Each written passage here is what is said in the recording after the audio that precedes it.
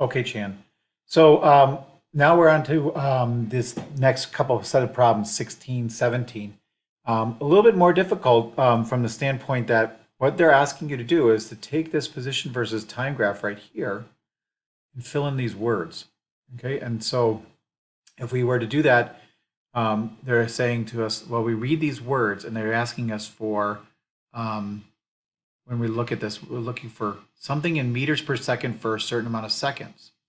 That's what they're asking us to fill in the blank of. And then again, meters per second, some number in meters per second for a number of seconds. So meters per second is a velocity.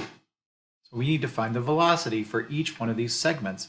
And remember, we just practiced that by doing the slope of a position versus time graph is the velocity.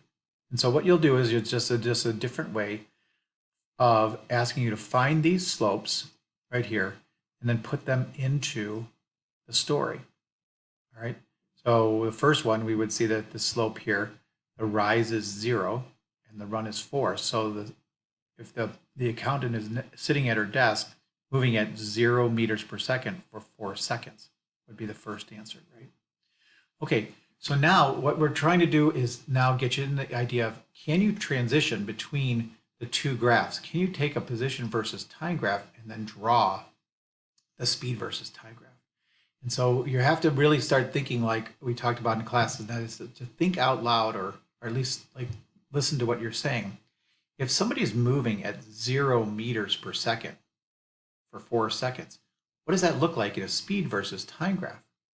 Well, 0 meters per second for 4 seconds. Well, here's 0, right? And it goes for 4 seconds. So we would see a line that would go right down here for the first 4 seconds, 0 meters per second.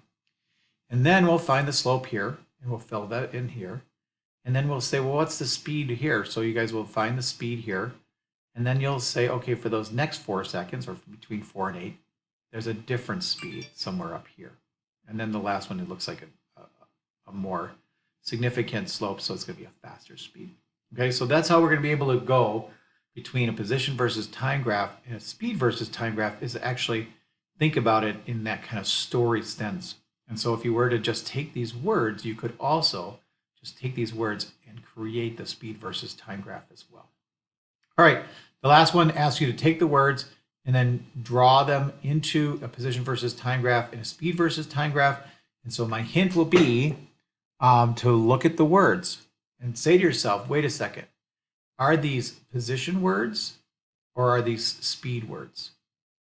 Okay, and if you look at this, I think you're going to see, right, that the first graph to draw might be, the easiest one might be the speed versus time graph, because these look like speed words to me. And then you'd have to transition it back into a position versus time graph. And hopefully that's what we've taught you, at least the beginnings of. For this one might be the hardest one. Good luck to you guys, and I will see you guys all on Thursday.